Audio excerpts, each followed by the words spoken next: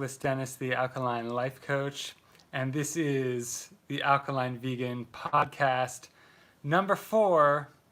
Today we're talking about meditation. Not just about how to meditate, but also different types of meditation. And a lot of people misunderstand meditation and how to meditate. So maybe they've never tried, or maybe they think they should be getting results that they're not getting. So tune in, because I've been meditating my entire life. I've also studied meditation when I was overseas in a class, and I've also studied martial arts where they teach types of meditation. So I've been doing this for over a decade. I didn't really count. So I'm not an expert on each type of the meditation that I'm going to talk about. I'm not claiming to know everything about each type of them individually, but I practice my own meditation. So let's get into it. And hello for those of you tuning in live. I appreciate the thumbs up. Thank you so much.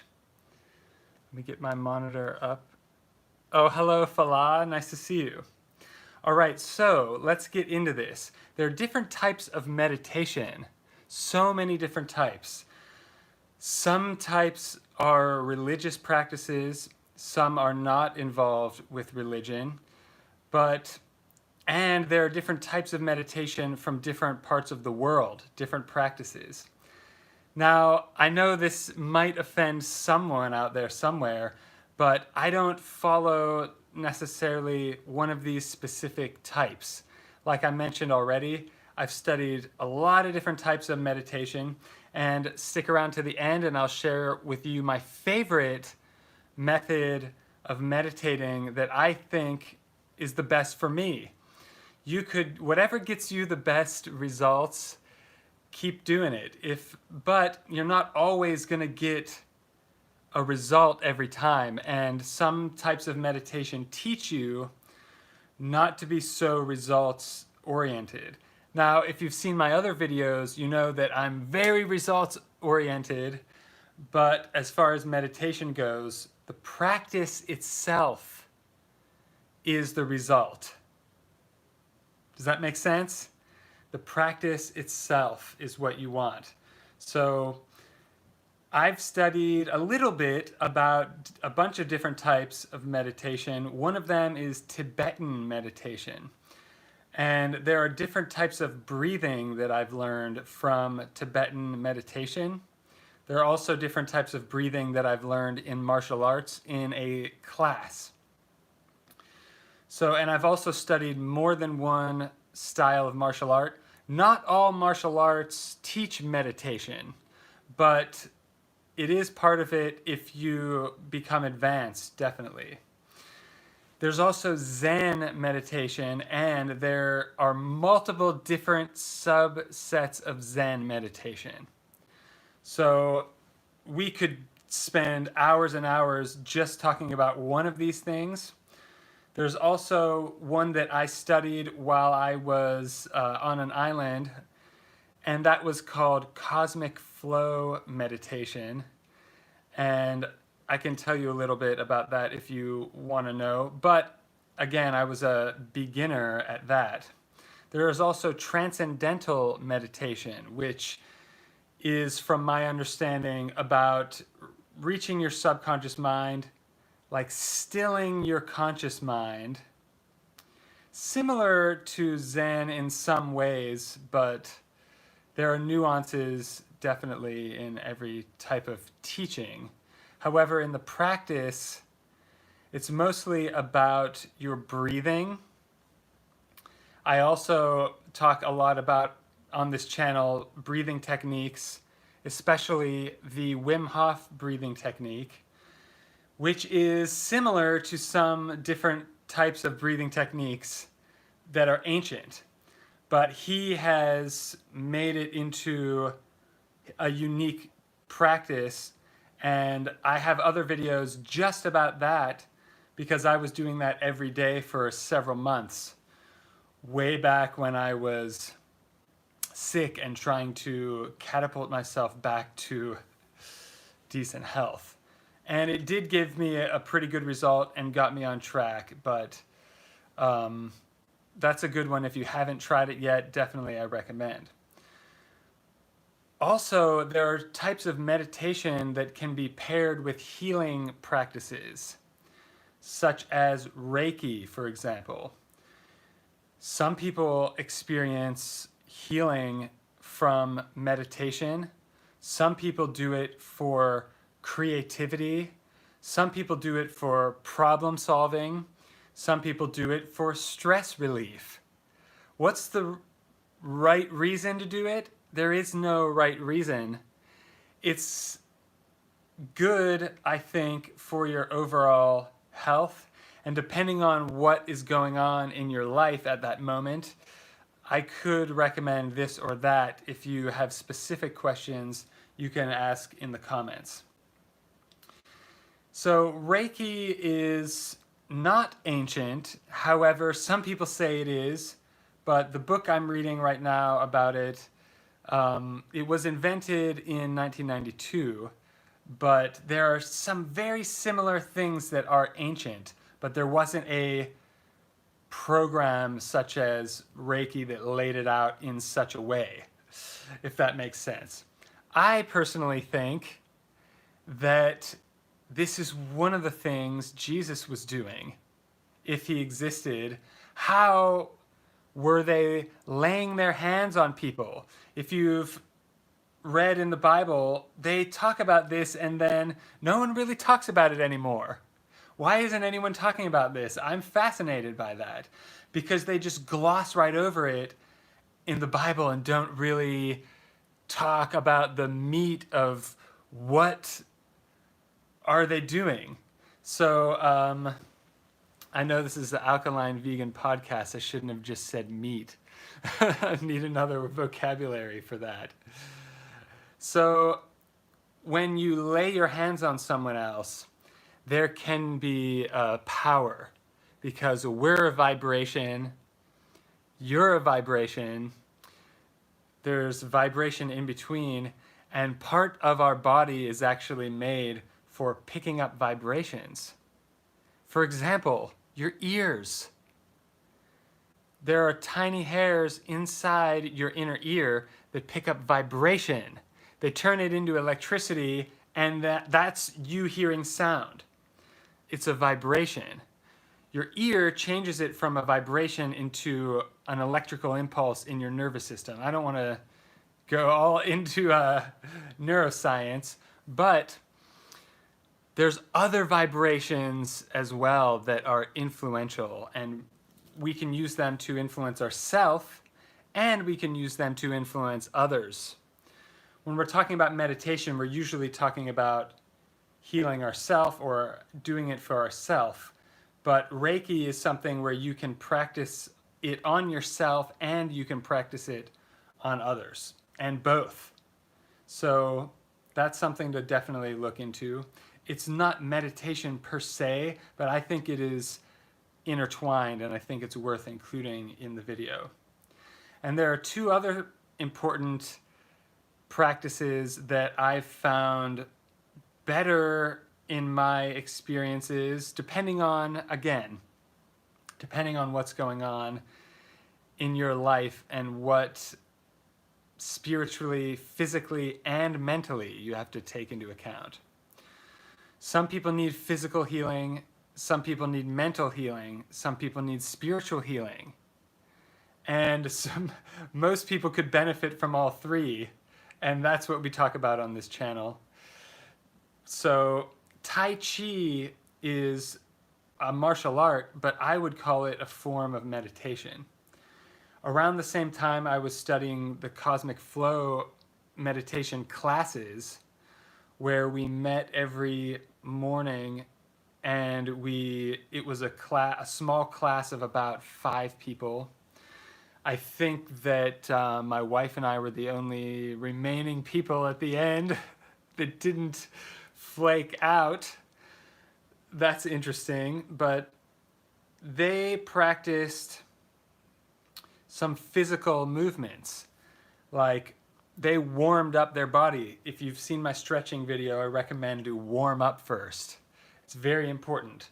Also, I've been to different Buddhist temples when I was in Asia, and they have some rituals where they bow 108 times. And I think it's to warm up the body before praying. And it makes sense to me. Maybe, when something becomes just a ritual, sometimes it loses some of the methodology. But sometimes I think a lot of this ancient stuff, maybe they had a hard time explaining the reasons why. So they just say, just do it, just practice it. I always ask why, but you don't want to handicap yourself by needing to know too much. Sometimes it's action, action, action, and sometimes the meditation is action. Sometimes, it's not sitting still and having nothing. Sometimes it's taking a deliberate action that is the meditation. That might not make sense. Let me know if any of this makes sense in the comments. And there's also yoga, which is, I think, paired with meditation. And often when I'm doing yoga, I meditate after. And it's not like something that I'm doing, it's just what I do. So I don't say, I'm meditating now, or something like that. It's just, for me, since I've been doing it my whole life, I didn't know it was meditating until later when I learned about it. So I'm taking things that I learned intuitively from nature and things that I learned from human beings and putting it together for combination of the best info, I think. And you can study any of these things and enjoy or get some kind of results. Yoga is a series of movements, or, well, that's not what it is, but I'm just summing up what it looks like. And the most important thing in Tai Chi and in yoga is the breathing. This is the meditation, is the breathing.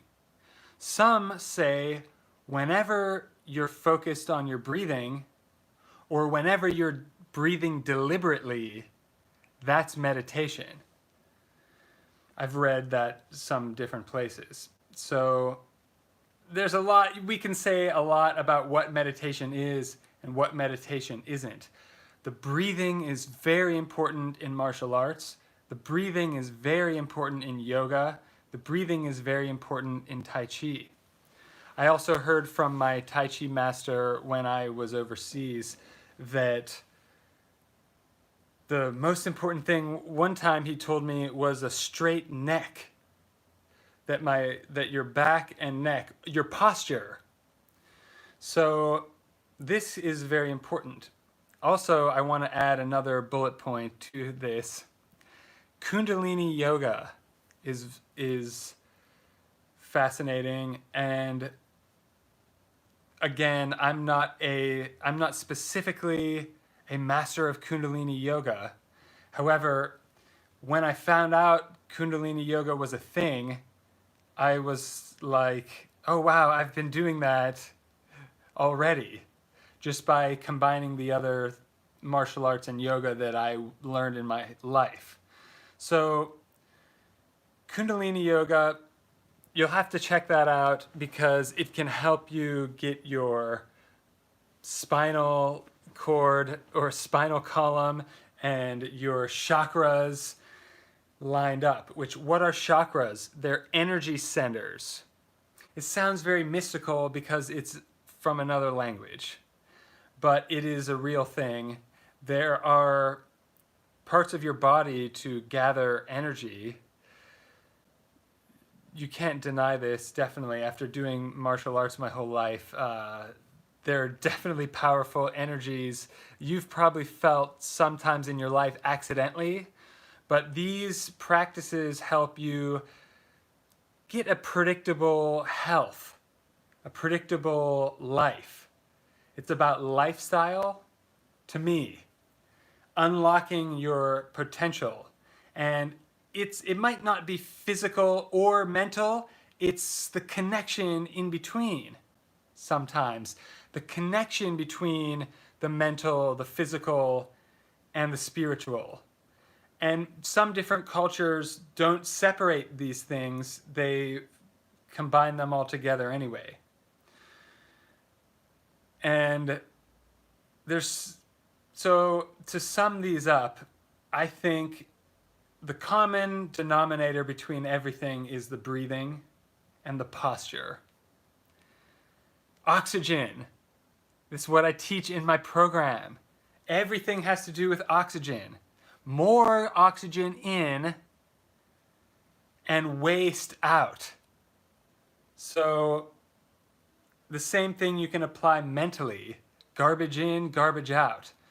Garbage thoughts in, garbage actions will come out.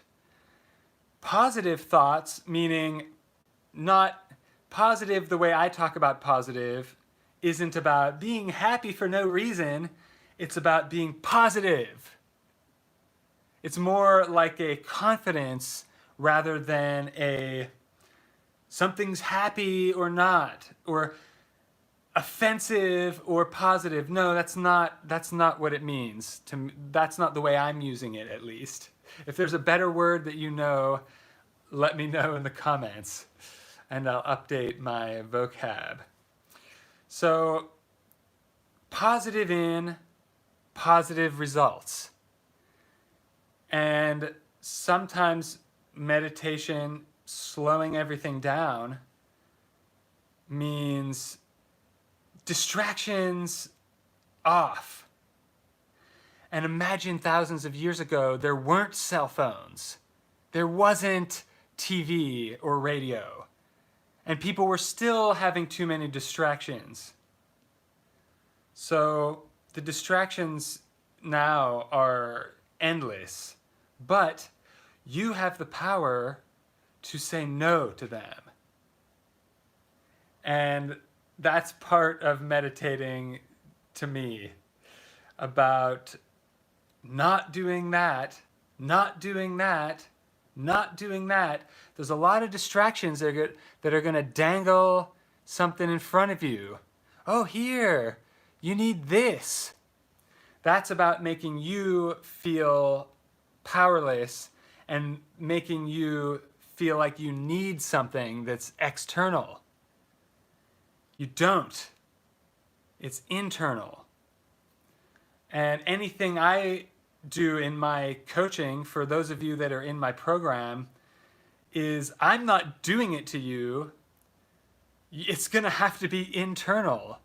I'm just encouraging, and accountability is a big thing. But it's possible for everyone. They have it within them. That's why all this mystical talk about, oh, it's within you already and stuff like that, it's true. They're trying to get you to shift your focus off of the shiny object over there and in, because there's a body, physical body, and a mind and a spirit connection. Most people don't have that connection because they're unhealthy physically, mentally, or spiritually. That's a way to sum it up, overly simplifying it. Now, each individual person experiences suffering differently. So they might think it's way more complicated than I just said, but in hindsight, it's simple. In hindsight, after you've expanded your awareness, looking back, it looks easy sometimes. But I'm trying to make it easy to help. Let me know if this is helpful in the comments and if any of it makes sense. I know that it's sometimes this kind of talk can get lost in like a translation, And sometimes I feel like English is not the most spiritual language, but you do what you can. Hello, Carrie. Nice to see you. All right, I got through all my different bullet points, and I'll turn it over if there's a Q&A. If anyone has any questions, now's the time. Let me know in the comments. And if you have questions but they're too private or you need one-on-one help, you can reach out to me in the description. There's a link at the very bottom. But, okay, Carrie said I just came in, so I'm trying to catch up.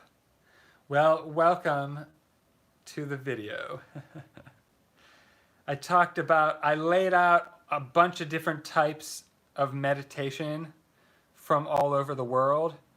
And just a little bit about each one. I didn't really dive into each one, but then I talked about the commonality between them all in my perspective.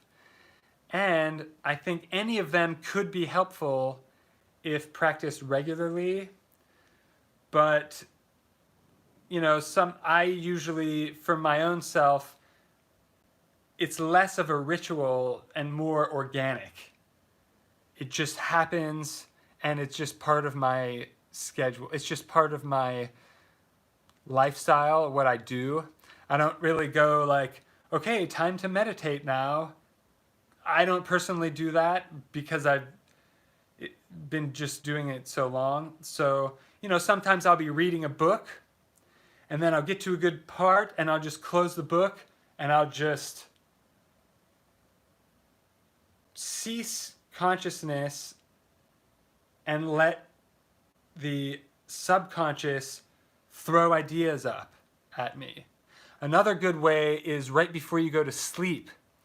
There's a pre-sleep period where your physical body shuts off certain functioning and it switches over into the first stage of dream sleep. This is a period right when you're going to sleep where your consciousness goes to a minimum, and sometimes you'll get ideas or instincts or intuitions. Sometimes it's nice to have a pencil and paper next to your bed to write down ideas because you don't want to jump out of bed and ruin the moment of the meditation or whatever you want to call it. Okay, Carrie said, wow, this is something I would love to learn how to do it. It's very intuitive, and you don't really have to learn. It's about tapping back. I think children can do it easily. And I was doing it as a child and didn't really know that it was called something. In fact, I had a club at my school. I reconnected with one of my friends from elementary school, and he said I had a club that was about visualizing and meditating, basically. That's pretty funny. That was like first grade. If that isn't funny or what, that I've been doing this since first grade. Selena said, REM sleep? No, REM sleep is the last stage of sleep. There are several periods of REM sleep, and they get longer and longer at the end. The more you sleep, but at the first few hours, there's a no REM. But I'm talking about before you go to sleep. Technically, it's pre-sleep. It's when you're drifting into it. There's like a dreamless state where there are blobs of colors and your thinking finally melts away. That part. Sometimes you have it right when you wake up. So there's a few moments when you wake up.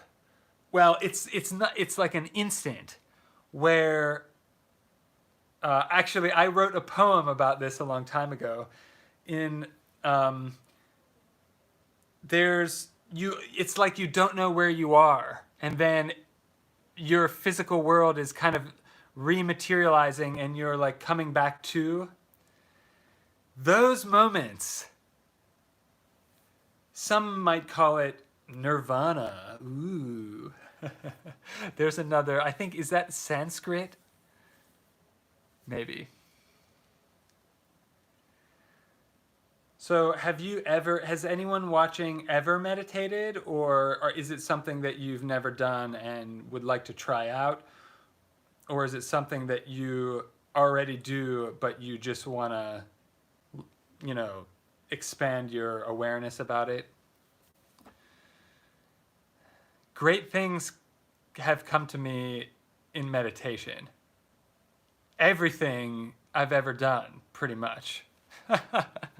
You could call it prayer, but it's a little different than prayer. Prayer is more like affirmations, where you give thanks. But the ideal state you're going for in the meditation is the theta waves, which is the type of brain waves that have a peaceful or healing vibration. And you can achieve this quickly with meditation.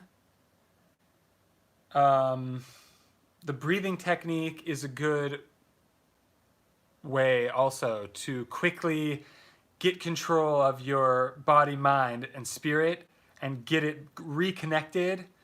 That breathing technique is very underestimated, yes. It's powerful. It is powerful. I want to just re-emphasize, powerful. Can I shake you? Carrie said I tried but get distracted. I think I meditated and just didn't realize it. You don't have to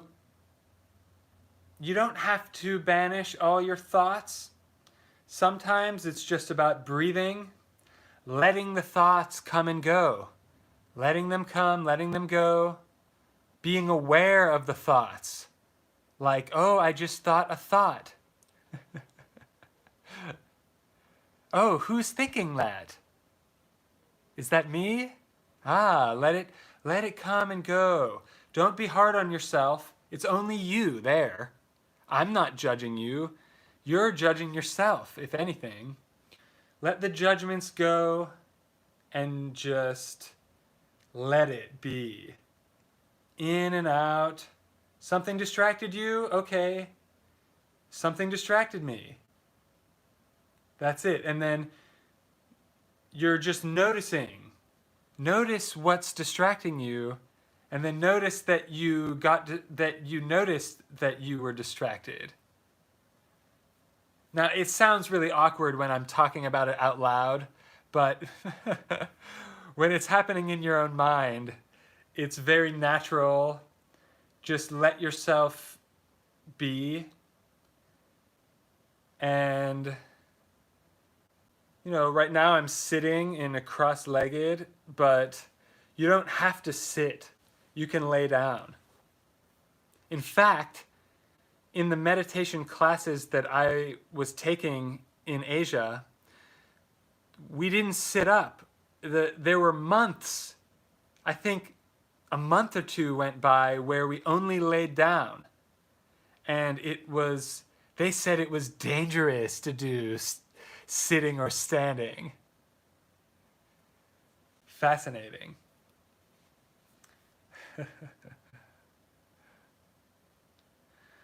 Carrie said, I was told when you get the thoughts, stop and regroup.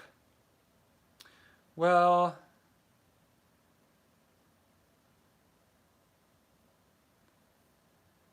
I'm not claiming... Yeah, there are lots of different ways that people say how to meditate. I'm not trash talking any individual way, but whenever something is pretentious about it, no, it's not pretentious at all. It's organic and natural. You can do it. yourself without me teaching you or anyone else teaching you. Yeah, I had pretentious people teach me before too. I tend to not listen to them. But I'm so bold and I, what results do they have? Do they have the results you want? If they mastered what you want, then listen to them, for sure. But be flexible with meditation. It's not, I know that in some types of Zen, like the Zen master comes by and hits you with a stick and stuff. So I wouldn't personally do that.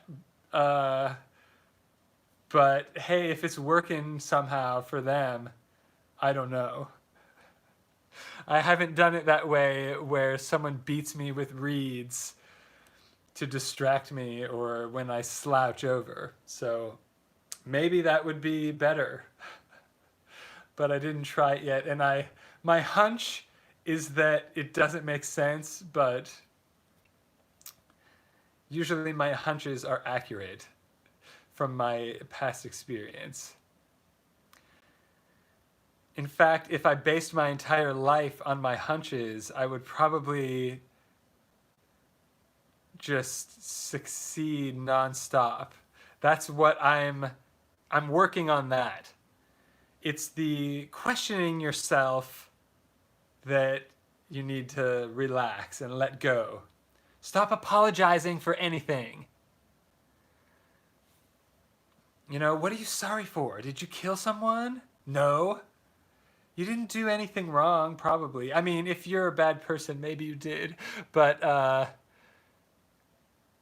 if you did bad person things, you have a choice to become a good person. It's your action. You don't have to be labeled, and you're not stuck to one thing permanently. You have your actions are good or bad depending on what results you want. Carrie said, thank you. I thought the same thing, so I'm glad to hear from you. I love your teaching. Aw, you're real. Thank you. Am I real? I wonder sometimes.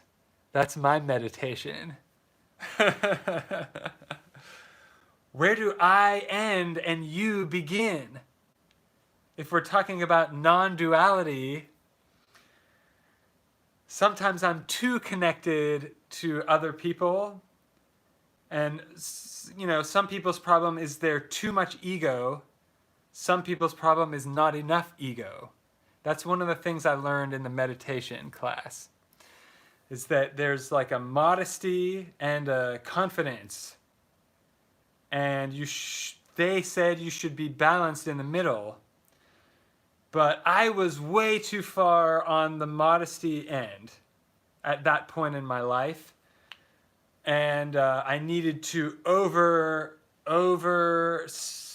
correct to try to be more on the selfish end and get more ego, which most people, we deal with, have too much ego, and get them away from me. But not enough ego can be a problem too, because people will walk all over you, and your ego is there to protect you from the elements and other natural things. The ego's there to get something for yourself, and some amount of that is good. So it's not, the ego isn't bad always, like some people like to make it sound like. It's just that those people out there, those bad people or whatever, those narcissists and stuff like that, they're on an ego trip, a power trip, and they infringe on other people's life, liberty, and happiness because they want to and they feel like it, and that they don't need another reason. That's the too much ego. But some people that are too modest need more ego so they can become more confident and selfish for their own good. Everyone's at a different place of that spectrum between the total selfishness and the total non-dual, that I'm not real, I'm just everything. I'm part of the universe and an individual somehow at the same time. It's fascinating. It's baffling sometimes and hard to talk about, actually. Some of these concepts that are only, I think religion attempts to teach a lot of this and sometimes fails, in my experience at least. But in hindsight, I can understand religion very well, but only in hindsight. In my past, I couldn't understand part of the religion, like, why is it doing that, or why is it doing that? And after leveling up, I could see, oh, they tried to teach me this. Poorly, but they tried. So sometimes you just need to get experience and find out for yourself. But it is better to learn from other people to avoid unnecessary suffering. And that's what my channel is here for, helping to avoid unnecessary suffering. And there's a world of that going on, so we're up against plenty. But this should give you another tool in the mental and spiritual toolbox, but also it has physical implications and it can get physical results. And this is something, I don't talk about that much on the channel. I have made videos about opening your third eye and stuff like that. Just trying to figure out how to get the YouTube headlines so that people watch it. But you could label this so many different things, and it's a big part of my life that I would like to talk about more. But some of the words just, a lot of it is personal experience, and some of it, the words sound wrong. Like, when it starts mixing with religion, people could start getting offended. So I try not to, unless it's a specific video about religion, which I have done one or two. Let me know what you think and if I'm addressing the issue that you're having. Because the goal of the videos is to help you get a better result. And you already have the ability within you. Just if you, meditating is one of the best things. And I don't think you need to study it, but practicing it is nice. And you could probably get some books on it. I had some books. I don't know if they made it across the world with me. That's one bad thing about traveling, is that you can't bring books because they're heavy. So you have to just pick the best couple books, and I had to sell or give away the rest of them.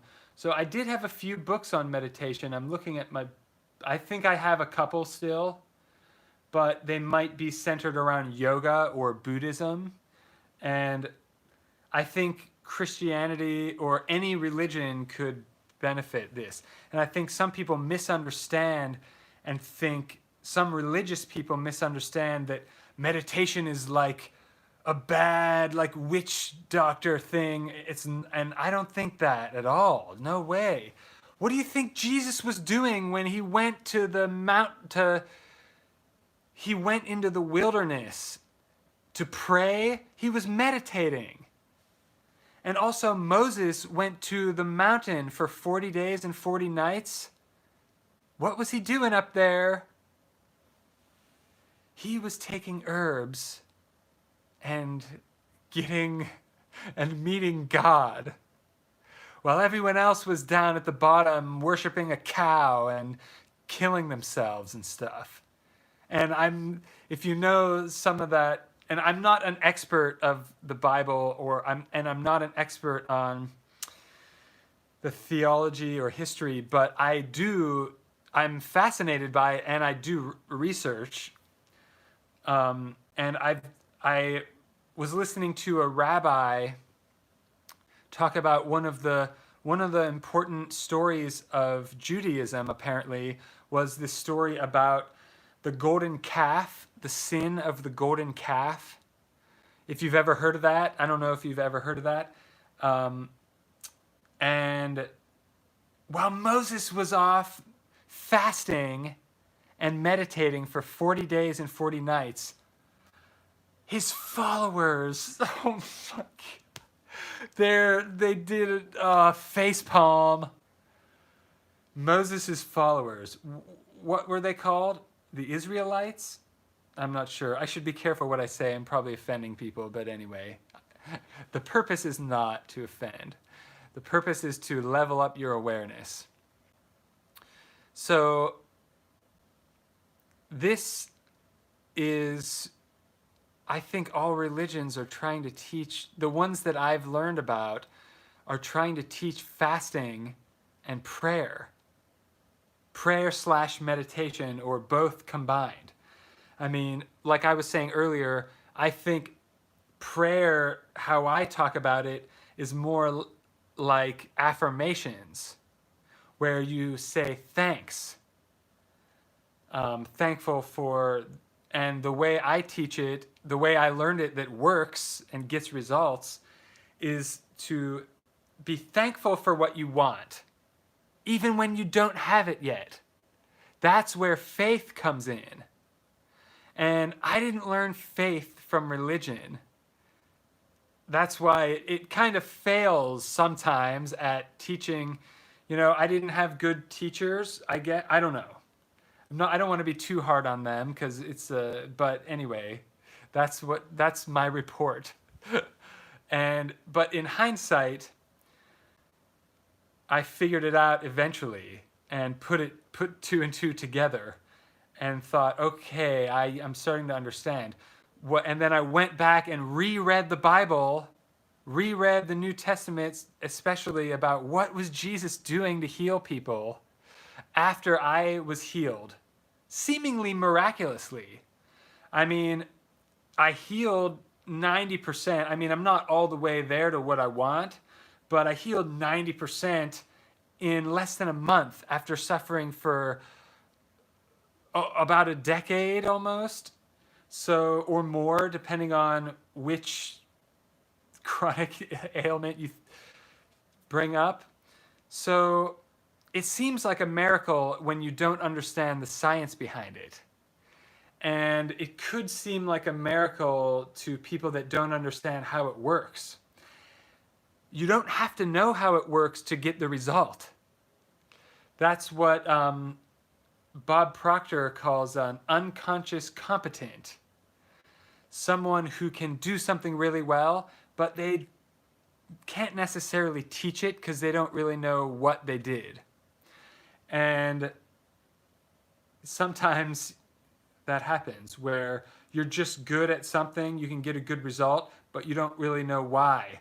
And I think that's causes a lot of the misunderstandings in some of the religious practices, in my opinion, is that someone got a really good result doing this, so they tried teaching it, but they couldn't really explain it scientifically. So they had to teach it the best they could to get people to do it. There's religion.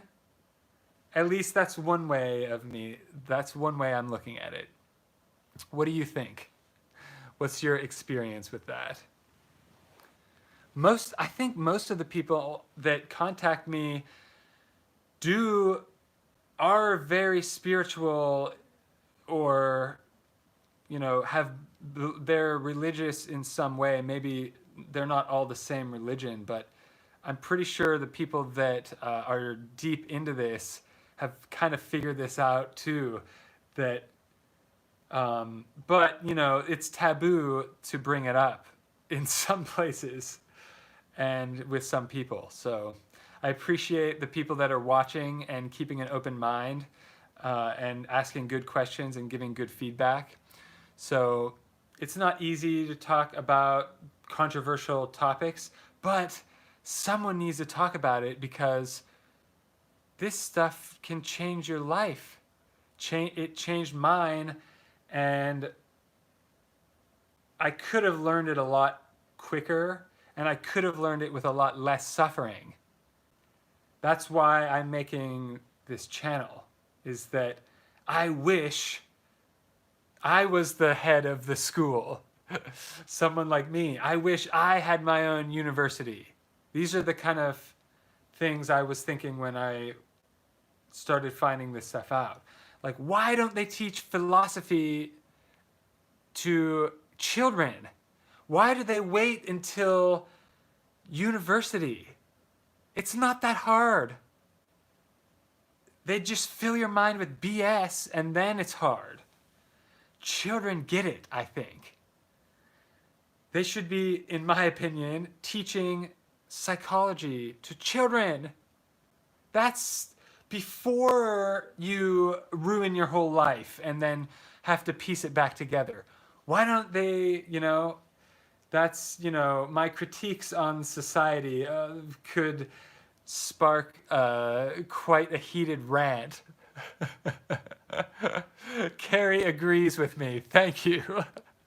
I know that we agree on some of this stuff. Yeah, that, oh man, sometimes it's just fed up with, here's some conspiracies for you that aren't conspiracies at all, that are true. Remember, some people forgot, America was founded on no taxes. Freedom.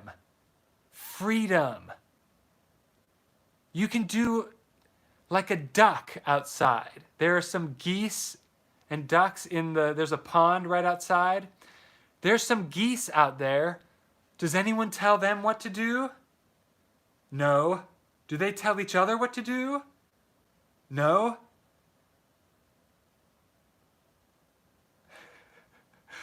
What's going on with humans? Why is someone else telling me that what I'm doing is right or wrong?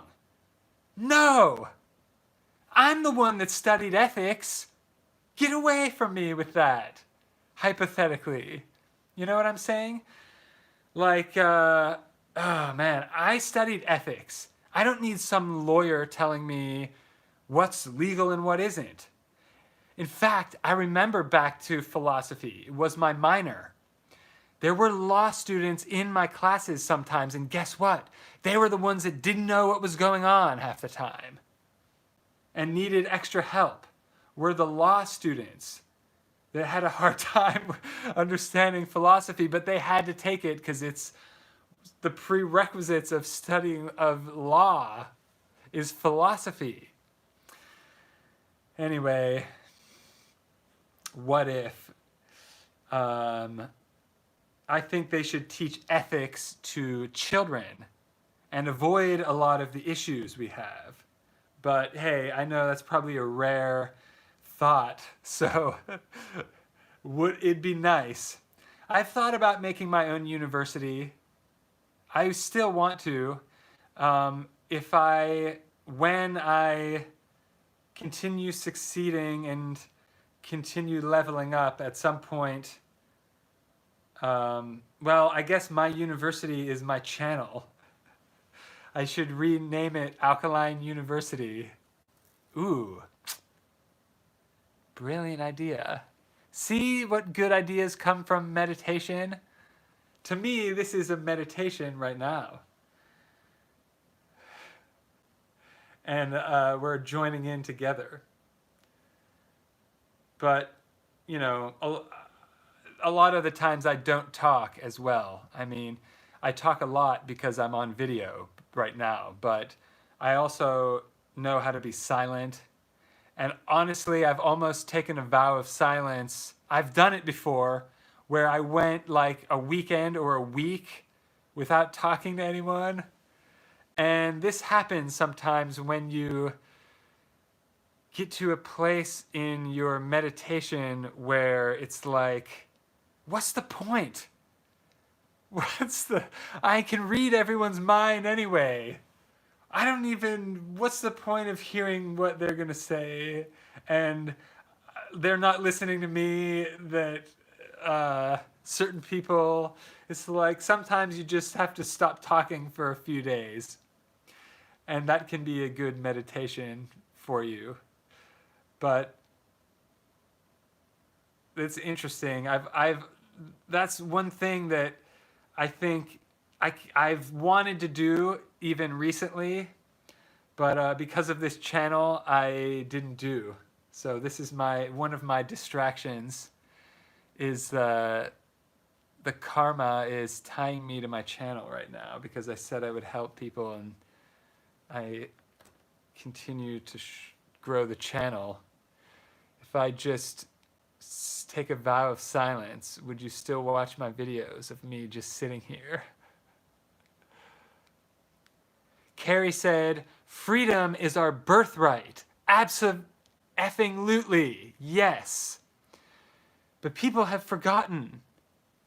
Yeah, I've been saying this too. Humans are paranoid. If you teach children it'd be so much power in the universe, they can't allow that. Who are they to allow it or not? It's up to me to allow it. I allow it. Oh, I allow it. Just happened. I have just as much power as whoever they is, and so do you. Is that the dangerous message for everyone other than us? Yeah. Sienna said, thank you for the abundance of knowledge you're sharing. Wow. It's inconsequential. Fascinating. I appreciate your feedback. That's awesome. I feel it, and I appreciate that. It's weird doing live videos, actually, but that your comments coming in make it more like a real conversation, so I appreciate that. And if you're new to the channel, I am planning some kind of live events. I found a good place. Actually, if you've been tuning in, you'll know that I'm looking for a good place. I found a good place in the north, in the US, that would be good for a summer, but we have to get 14 people to make it cost down. If we did only 10 people, which would be easier to, get 10 people to commit. But we'll see. I might do that. I might have to do that next summer because I think this summer is too soon. But I'm planning one for the winter and summer so that we can meet in real life. And like we're supposed to. And we can share whatever ideas we want without having to worry about being censored or what. Preferably around a giant campfire or equivalent. I found an amazing place too that we might have to wait till next summer, but wow, I'm really excited if we can do this. There'll be 14 people of you, and then plus me and my wife. So I have one. I know that there are several people that expressed interest on the channel, but we'll see if it's a real live event that you have to come. I want to do it for 7 days so that we can actually either juice the entire week or eat alkaline food without distractions. I mean, I do, but some other people who are living with roommates that don't eat alkaline or family that doesn't eat alkaline or whatever, I want to have a place where you can come and stay there, and kind of like a rehab, but not, not for anyone, not just people cleaning up off of wheat, not just pharmaceuticals or anything. But yeah, it would be nice. That's what I'm planning for these videos. So I appreciate all the interest so far, and I have a bunch of stuff I'm planning actually, and I'm writing a book right now. Stay tuned. I have a link. I just made a Patreon where I'm sharing behind the scenes stuff every day. I don't know. There's no one that joined it yet, but I just made it a few days ago, and I don't know if anyone's interested either, but we'll find out. There's a bunch of behind the scenes stuff I have going on that I want to start talking about in the videos, but I want to have just a small group see it first, like my just secret test audience. But I have something really awesome that I'm going to be announcing, and some documentaries coming up for this channel that I'm filming. One of them is the old-fashioned making maple syrup at my dad's farm. And I'm not sure how much footage I have, but that should be a really cool one coming up soon. One of my old videos is a mushroom farm tour, where I toured this 100-year-old barn that he converted into different rooms growing mushrooms commercially.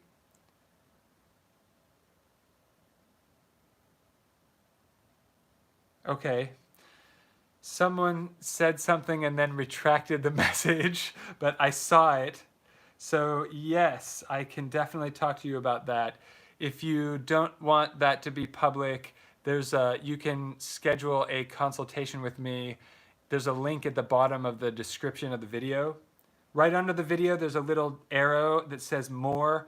You click that and there's a bunch of links, and it's at the very bottom.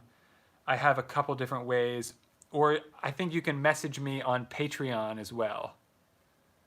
So I have not been on Facebook recently because of yeah. So I'm migrating my group eventually somewhere. I need, well, I don't want to talk about business in this video. So I have other videos about business sometimes. And I started filming a business course that's going to be like ethical business, like alkaline vegan business. Maybe not that specific, but there are a lot of business courses out there. Some of them are good, some of them are a waste of money, but some of them are free actually. But I'm making a business course because none of these people that I've studied marketing or business from are necessarily healthy. And what a shame, So one of the books I'm reading says, the government's not going to help change the world. It's entrepreneurs that are going to change the world. And I absolutely agree with that, because I'm an entrepreneur and you're witnessing it. Hopefully I'm changing someone's world. I know that I've at least helped one person, so mission accomplished. But I want to do, I'm doing a home-based business course right now. And I have an outline of it right here. What do you think? I'll get your feedback. This is the end of the video pretty much, but you can stay and ask questions. And we're kind of at the free part of the video where we just do whatever we want. It's about to be an hour that I've been live.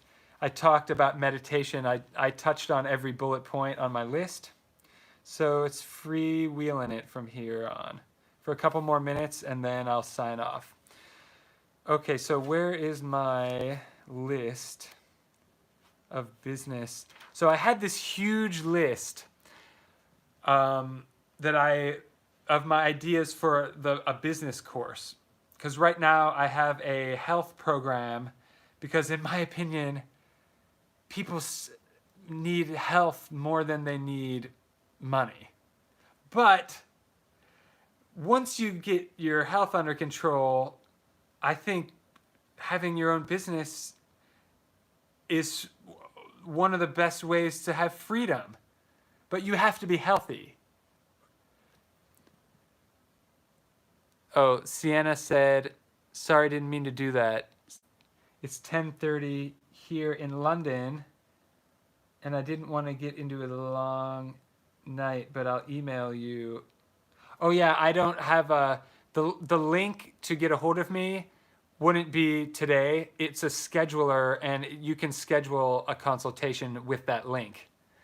So you can schedule it for whatever time works for you. If assuming there is a time that overlaps with the time difference. But I have done consultations with people in the UK before. So we'll have to, once I get your, the scheduler will automatically notify me, and then I'll touch base with you. So I'll talk to you then whenever is a better time. Welcome, by the way. Good to have people all over the world watching this. Earlier, I was talking to someone that's living in Russia. And they're not from there, but it's an international day online, that's for sure. Let's see. So I had a long list of business classes, and my ideas for what the course is going to be, and there were 30 different ones, 30 different videos, but one of my clients suggested that that's too much and that it's should be more narrowed down. So I did just a smaller outline of like home-based business only. What do you think? If it's not, other than health being the most important thing, most of my clients have their own business or are thinking about having their own business. In fact, all of them, I think. Almost all my clients have their own business. I think there might only be one or two that want to have that one that didn't start it yet. So I think these tie together well, and I think to have health and wealth together, that would be more freedom, wouldn't it? And freedom is better than happiness, in my opinion. Or that's really what, people say they want happiness. Well, what even does that mean? I wrote a paper on this when I was younger, and well-being is better than happiness. Because happiness is joy. And you can't be joyful all the time. Just like you can't be angry all the time, even if you try. So it'd be unnatural. It's better to feel all the emotions and get the most out of life. Ingrid said, "Hola." Thank you. I'm working on my Spanish. Please teach me. Welcome. I'm about to sign off, actually, but you signed in, you started watching right at the end. But I talked for over an hour about meditation, and I was just at the very end talking about like the future of the channel and a couple different things that I'm working on. So I did say at the very end, I would say my favorite type of meditation, or my favorite thing on my list. And my favorite one of all of these, oh well, it's hard to pick just one already now that I'm looking at it again. My favorite one would be Tai Chi. And because you're not just sitting still, you're not just like sitting and meditating. like meditating, like I already talked about, but you're moving. You're consciously breathing and moving controlled, fluid movements that aren't hard on your body at all. They're good for your joints, and everything is very fluid and very scientifically based, definitely. You can feel the energy flowing when you're doing Tai Chi correctly. If your back is straight and if you're breathing properly, it's an amazing practice. And I've only been doing it I only did it when I was living on that island. I studied it for about a year. And so I've done other martial arts for way longer, but my favorite one was Tai Chi because it was more like a moving meditation. And for me, that helped to get to that zone. The zone. Some people talk about being in the zone. It's like Zen. When you're in the zone, everything comes effortlessly. When you're in the zone, you don't have to try so hard. When you're in the zone, you know everything. You know the right thing to do deep down. When you're in the zone, it'll come out. When you're in that, and it could be in the creative zone. As an artist, I can just pick up an instrument and I can write a song right now without even preparing or anything. Because I'm in the zone and I'm in the vibration. Music is vibration as well. So most of my life, I was in the zone and out of the zone and in the zone and out of the zone. And I wanted to be permanently in the zone. And I'm pretty close to that. I'm not perfect, but I've come a long way, let's say. If I'm comparing myself to myself, I've come quite a long way, and a good way. It gets better and better. So that doesn't mean the rest of life gets any better. The other people still stay the same. And no matter how much I level up, the other people out there just don't. That's sometimes hard to remember. That, sometimes after you level up and you get to a new awareness, and then you expect other people did too, because the same amount of time went by for them. But it just doesn't happen like that. Carrie said, I would love to be part of the business course. I took a class in Tai Chi, I think you said. I love it. Awesome. But of course, I didn't continue it. Me either. Unfortunately, I don't live near that school anymore. Distraction is a challenge for me to release. Okay. Interesting. Well, distractions are everywhere. I've had my own battles with distractions. They're usually in the form of other people. Right? They're people. They're people messing with you. That's what's probably... I'm just guessing, but if you just had a cabin in the woods, you wouldn't be distracted. You'd be fine. It's not you. It might be your phone. Maybe you can try deleting social media other than YouTube, because I'm... But here's something I did recently, that I deleted every Facebook-owned app. That's Instagram, Pages Manager, Messenger, Facebook itself.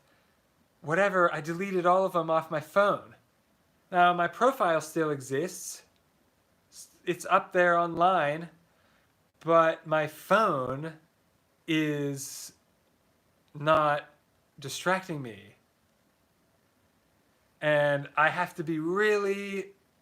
I just re-downloaded Instagram because I'm going to be working... Oh, follow me on Instagram, haha.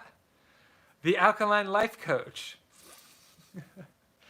I'm going to be doing something on Instagram, but you have to be very careful or have an assistant do it for you. So if you're doing business on social media, pick one. Obviously for me, it's YouTube right now. I'm focusing on YouTube, all my effort, because there's so many social media. There's TikTok, there's Snapchat, there's Pinterest, there's Instagram, there's Reddit. I mean, all of them could be good for your business, potentially. And I've used some of them, and there's money to be made. I've done internet marketing for years, but also I'm a human being, and as a health coach, I have to be super healthy or I'm a bad coach. As long as I'm always leveling up, then I feel ethical that I'm doing the right thing. So I can't be bogged down with social media. Plus, I did social media marketing for years, 7 years, 8 years. So at some point, I'm too good at it to do it all. Because and I would, in the coaching, I would tell you this in business coaching, oftentimes, depending on where you're at in your business, in the time frame.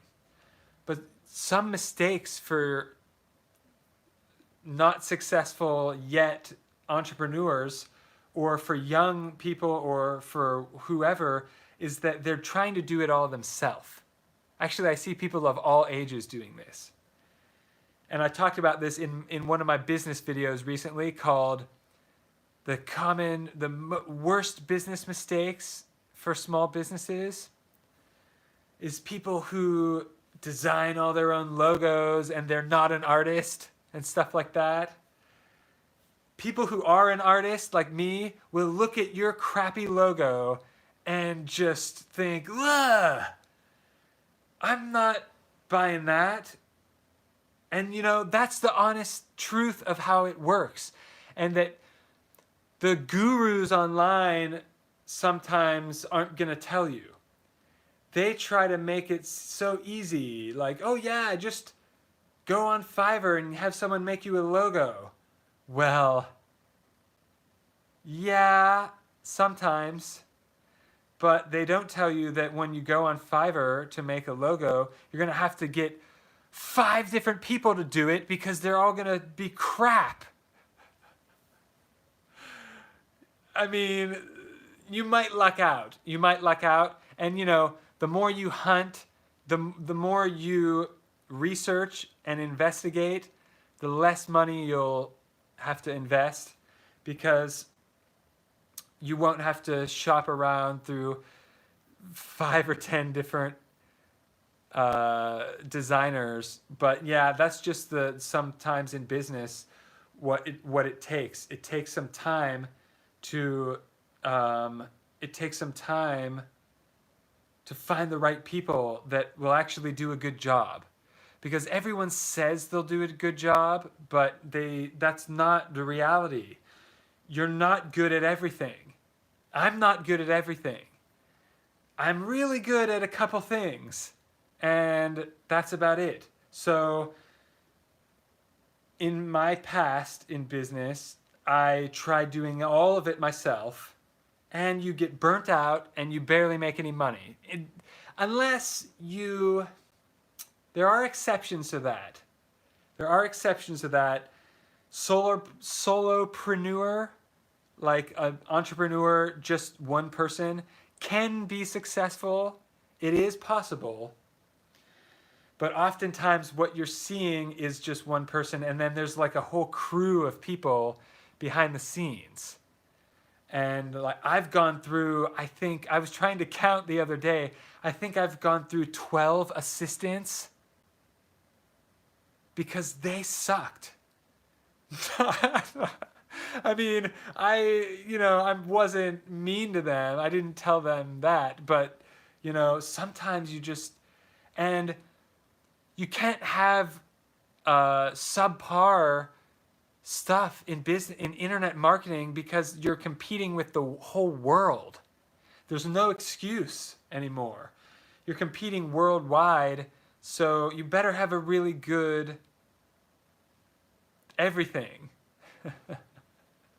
You better have a really good everything in order to waste your time doing it, because it might fail anyway. So it might fail anyway. So are you really willing to grind it out for something that might fail anyway? That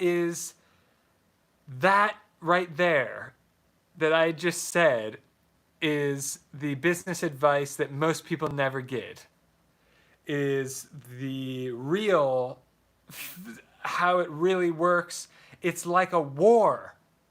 And the other team doesn't care about the laws and you. They don't. They don't care if, like, I care about ethics. My competitors don't. So it can seem like a handicap to try to be ethical in this modern world that we live in. But not if I'm making it more or less, I'm like making it part of my brand. Is that like, I'm the only ethical one out here. That's kind of my brand. I mean, I didn't write that down anywhere, but I mean, right? Isn't that why you're tuning in? Because all the other people out there talking about this are full of you-know-what. I have higher standards than that. And also, this is not profitable for me right now, at least. So that kind of, I'm not gonna just blow smoke up people's butt to make some money like the other people on the internet are doing. Almost everyone. I would say 95%. I mean, look at the stuff for sale. I get all these ads. I get the ads too. I see the ads, and most of the stuff is junk. I mean, except once in a while, like a really good cooking knife. That's good. I saw an ad for like a kitchen knife for cooking. I clicked it because I need new knives. So hey, good ad for me. But that was good targeting. They targeted me well. But oftentimes, the stuff that people are selling is just, oh man, it's I would scoff at it, to be quite honest. And I want to do reaction videos. I've filmed a couple and didn't release them, but because I'm in marketing, I want to do reactions to other people's marketing. Also, that's part of why I do what I do. Is honestly, when I went alkaline years ago, the first thing I did was made my own supplement line and made a business because I thought this is what everyone needs.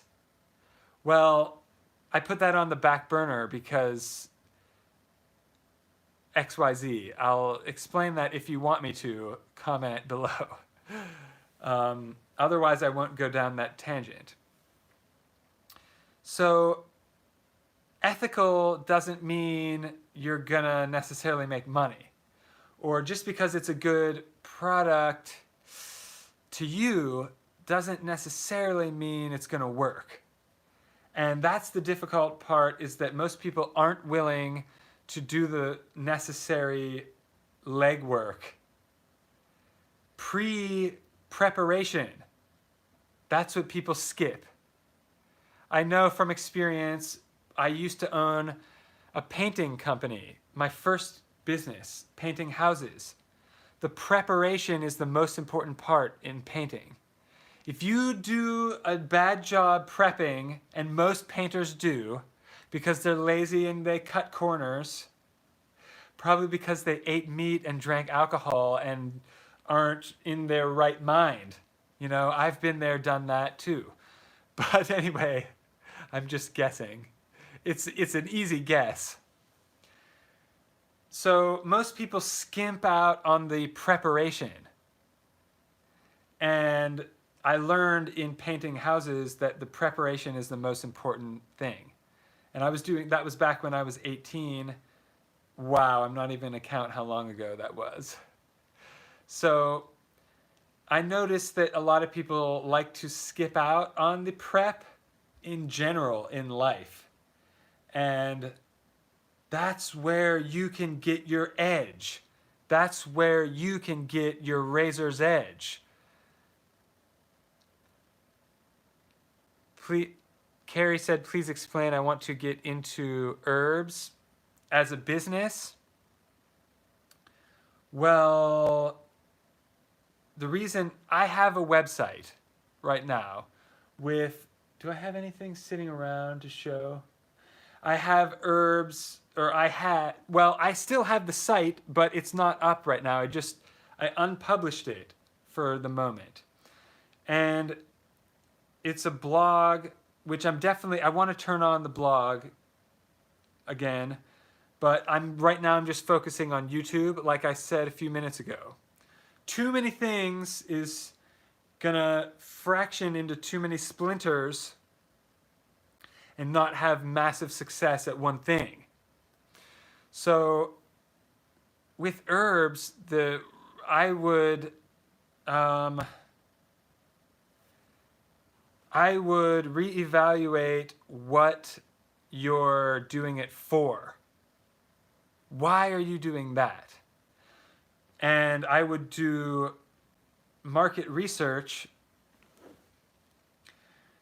because what I've found out, there's a lot of people on Etsy, for example, selling sea moss or such and such. There's a lot of people on my channel selling sea moss and such. Some of my clients, I think, are doing something like that, or people that have reached out to me. And I would say it's not a good idea as a business, or I'd be doing it. Why am I not selling you herbs right now? I'd be doing it if it was a good idea. I promise. Because it's a giant pain in the butt with little reward. So it's a noble thing, and it's good stuff. And I have a stockpile, tons of it, which is great for me and for, you're one of my clients, I know, but I'll supply a few handful of people because I have it and I get it wholesale. So it's just helping them, and it's a couple bucks, but it's not worth it. Like I just said, business is a war, and there are going to be people coming after you. There are going to be sabotagers. You're going to have to pay everything with no guarantee of getting it back. And here's one real example. I sold most of my musical instruments to start that. And I bought glass bottles, and I bought blah, blah, blah, and this and that. And my supplements are awesome. And you wouldn't be able to outdo them anyway. My label is so designed so well. I mean, that's going to cost, since I'm an artist and my wife is a great designer, we have the best designs sometimes. But you're going to have to pay, that would be hundreds of dollars sometimes to pay an artist that's actually good. And then the labels, like, it costs money. And then you have to, so here's what I have instead of musical instruments. I have giant boxes of glass bottles. How happy am I to have those? So, I mean, I'm just being candid with you that, like, I've got boxes of glass bottles and boxes of herbs and stuff like that, and I had to sell my stuff to get that. And then how do I get it back? Each individual bottle, oh my God, that's not a good business idea. It's not worth it. Who's gonna make all that? And you're probably not having the legal requirements you have to have like a special kitchen to prepare stuff like that. You have to pay for someone to inspect it if you're gonna do it, if you're gonna scale it at all. If you're just doing it, selling it to your friends, then it's fine, probably. But if you're selling them to the world, then you have to have, I mean, there are legal issues with the labeling that most people don't follow. I mean, if you just go on Etsy, it's a free-for-all. No one's regulating any of it. And that's why you can't check the quality. So that's why I make my own. Because I'm not going to get them at somewhere that I don't know what they're doing with it. I know the quality of what I got because I tested it myself. So, like, it would be a good hobby, but it wouldn't be a business. Does that make sense? I know that was a rather heated rant. I'm trying to, like, I know that we talk about business, everything on paper, but I'm trying to make it like the human side of business, where is that you're going to actually have to have hundreds and hundreds of dollars to buy all the stuff, and then there's going to be no guarantee to make it back. That's what you're going to find out, I think. And then the amount of profit you're going to make, how much is your rent? You don't have to tell me in the live, but calculate how much your rent is, and then calculate how much one thing of herbs is. How many are you going to have to sell to pay your rent with that? You know, where's the calculator? Let's see. Pull up a calculator here.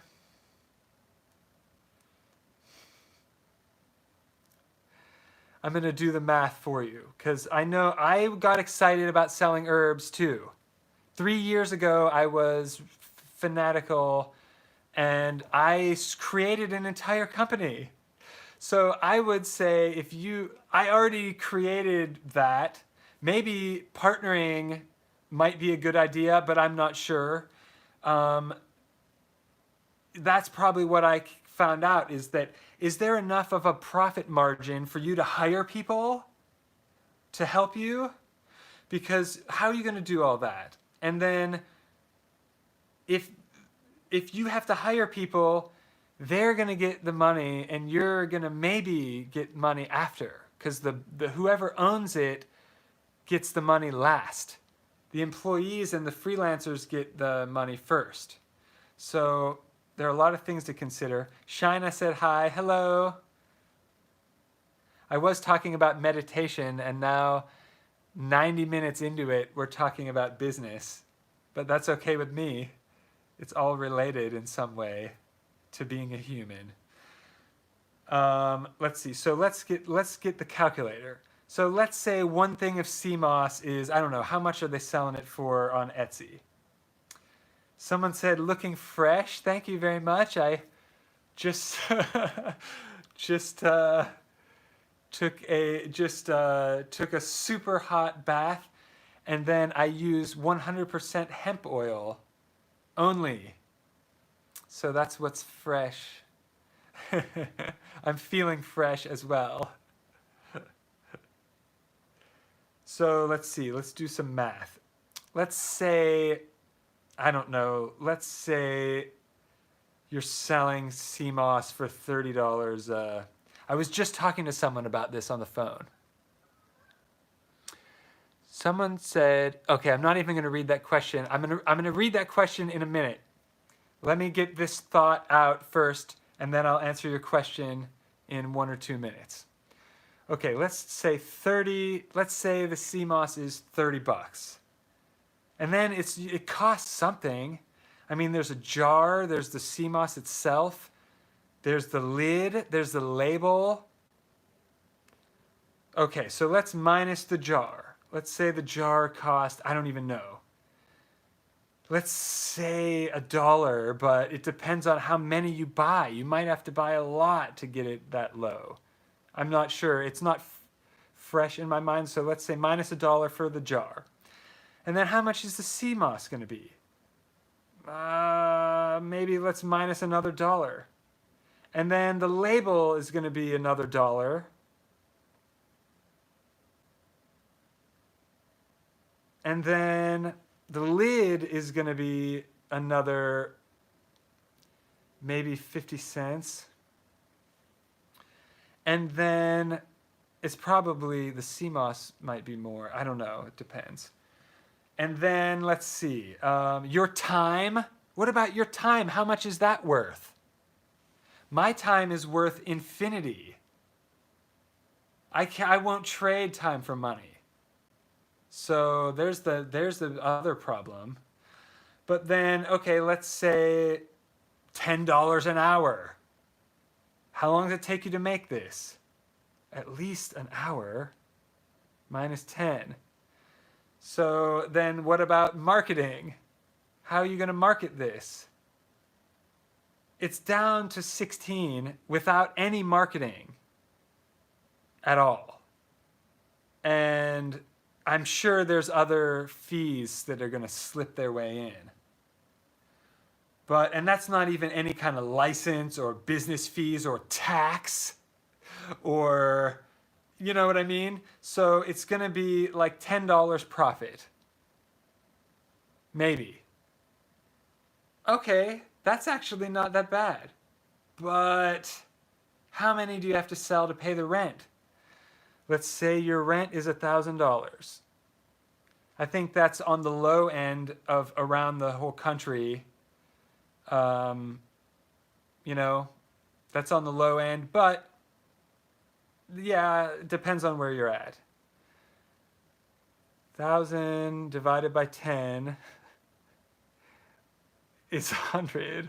I don't even need the calculator. Why am I trying to? So 1,000 divided by 10 is 100. So you're going to have to sell 100 bottles of it to pay the rent. That's maybe the rent. That's not including food, not including utilities.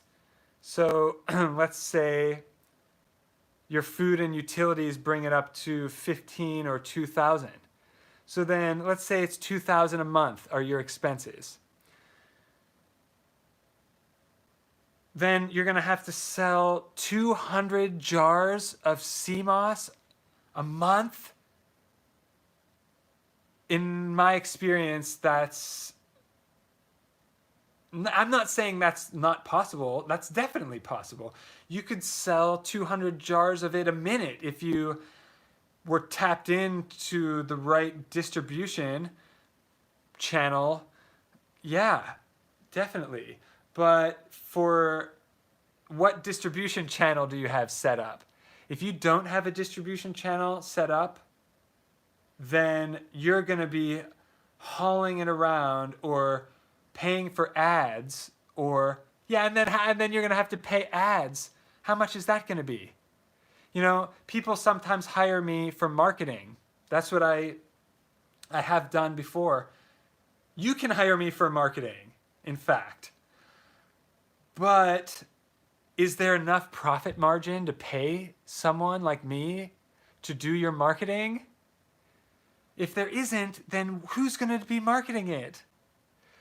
You know, you better be on like the most crowded beach or something where you can just walk outside and 1,000 people walk by. Yeah, then you don't need marketing. You can just say, hey, buy my thing. If there's, 1,000 people walking by in some busy place, then you just need to show up and put it on a table. And so there are ways around all the different things I'm saying for if you're creative enough. But someone's going to have to do the work. You, or you're going to have to pay someone. So if you if you're going to pay someone like me to do your marketing and then want to nickel and dime everything, I'm going to tell you, get lost. Because I meet small business owners sometimes. For example, a restaurant owner a couple years ago, I remember someone specific.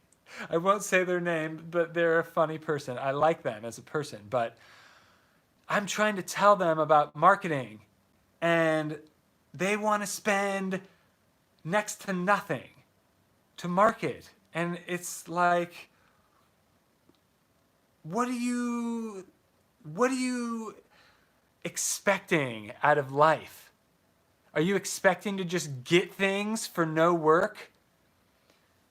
That's going to be a rude awakening when you try to do business, because people might blow smoke up your rear about such and such, but in business, the truth will come out. People will not buy it if they don't want it.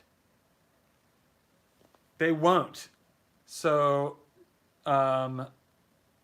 you'll know if it doesn't work. You'll know clearly if it doesn't work. And a lot of people don't see the signs of it not working, so they just keep plowing forward, either spending time or money or both on it.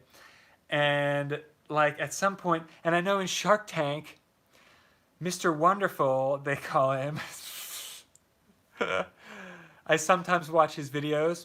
He's not the healthiest person in the world, that's for sure. But for business, I think I agree with most of the stuff he says as far as business goes. And sometimes he tells people, your idea sucks, close it down. And the other sharks go, and he says that they all sing Kumbaya, and he's the only one that tells the truth. And yeah, I kind of believe him. I feel like that on my channel sometimes, where the other gurus will tell you something to make you feel better so that you buy their product. Because when they've got, I know it's psychology. It's sales. I choose not to do that on this channel because I'm a marketer, and I could really, like I said, my brand with this, which isn't even profitable yet, so I'm not telling you to make a YouTube channel either, but you have to be real with yourself, and that can be challenging, especially when you're excited. You're excited to make money. You're excited you have something awesome like CMOS or whatever it is. Yeah, people need it. Yeah, I want to sell it to them too. I do sometimes, actually. Actually, I've sold my fair share of CMOS myself. And I'm not telling you to do it because you'd be competing with me. It's not that. There's so many people that need it that we wouldn't be competing. But it's like what I said before. It's just for the time and energy, I think it's smarter. What I would do if I were you and I was gonna actually put this out there. I'm gonna add an update. If you are my client already in my program, I know a couple of people watching are in it already. I'm gonna add an update video because it's been a year, believe it or not, since I made that. And I have an update video I'm going to make, and one of the things I'm going to mention I'm going to just put it out there. Like, most of the video is not going to be about this, so make sure to check inside the program in the members area, and I'll tell you when be looking for that. I'm going to add a new video to that soon, probably near the intro somewhere, like probably in the intro module, and just add an update for 2021 or something like that. For all the different things I've been learning from all of you. One of the things I want to offer is that for the people in my program, that if you want to make money, you can help me marketing and refer the program. And the people you refer it to, I will pay you. How's that sound? That would be a better idea than doing CMOS to me. Because, yeah, people need it just as much. But what's going to differentiate you from all the other people selling CMOS? Nothing. But, are there a bunch of programs like this out there? No. There are none like mine. I know for a fact, because I wouldn't have made one if there would be. And there are only a tiny handful of people out there actually doing this kind of thing. So you could have an opportunity if you refer people to my program, then I will pay you a commission, and it will be pretty juicy enough for you to be very interested. And you'll have to talk to me about that, though, either one-on-one, or I'll make some more videos about that. But then that way I can coach you how to do the marketing, because you're not gonna learn it overnight. And I've been marketing for years and years. And at first it seems like overwhelming, like, what in the world is this? But, after doing it for like 15 years, it's easy it's easy for me to point you where to start. And there's a lot of BS online. There's a lot of marketing videos on YouTube. You can learn some really good stuff for free online. You just have to really hunt it down. And the hunting it down can sometimes take your entire life. So I have some really good marketing books that I can refer you to. I used to make videos about that kind of stuff, actually, before I went alkaline. So I'm still interested in marketing, because I think most people doing marketing are doing it for bad, and it's evil. But it doesn't have to be.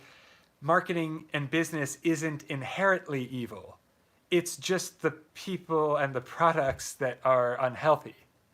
So it could be the same practices people use to create billions of dollars could be applied to ethical alkaline businesses, and we could change the world. Not just me, but everyone watching.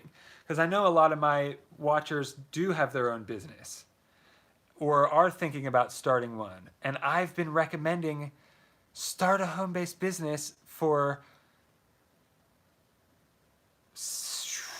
over 15 years, or around that, over 10 years. I'm trying to think back exactly when that I started really harping on people about home-based business. I told them the economy is going to collapse. I told them there's going to be disasters. And, luckily, because I knew about them before they happened, So I'm not special. I just research more than other people, I guess. Maybe I am special, but I think you can have the same results or better than mine.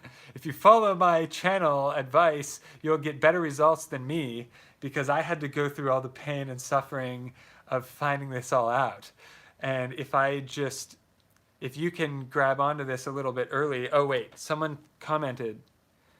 I got a question. Just X Rollo said, I have a question. I'm currently 17 and I've been alkaline for about 6 months, but it's hard breaking bad habits.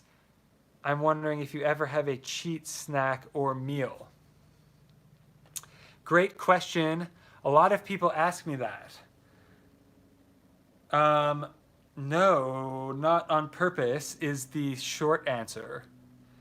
And for me, personally, it's hard for me to have a cheat meal. I don't want to feel like crap and get sick. Ugh. Get it away from me. Get it far away. Over there. I like smelling it. Hey, I'll just smell it and I'll get all the joy out of it that, smelling coffee smells good. Smelling sugar or something in public smells good. It doesn't bother, it doesn't make me want to cheat. But for me, I don't want to pay the price physically. So there's no way to cheat nature. There's no way to trick God or the universe. And that's my biggest advice on anything in business or life or whatever, is that people trying to cut corners and trying to cheat God or trick death. Good luck. I see a lot of really wealthy people, as soon as they get rich, what do people spend their money on? Health. They try to live longer. That's all anyone wants. That's the secret of life. George Carlin said, the secret of life is not dying. That's totally true. And the media and the pop culture and the businesses out there are trying to trick you with their little distraction. Oh, you need this. Oh, you need a smartphone. Or, oh, you need a whatever. No, you don't. You need health. Everything else is a distraction. Everything else. Now, I still have material things. I still have clothing and the couch, obviously. I didn't buy this, but I like it anyway. But I'm kind of minimalistic, but I still have some material items, I have a silver bracelet. I have a watch.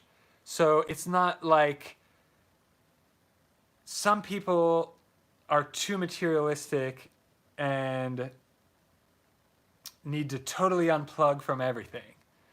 Social media. Okay, there's another comment.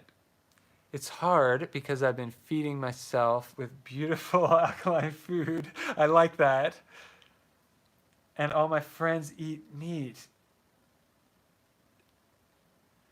I'm lucky to have my girlfriend try the diet, but sometimes it's hard since I'm young. Well, everyone is having that problem. That's the problem.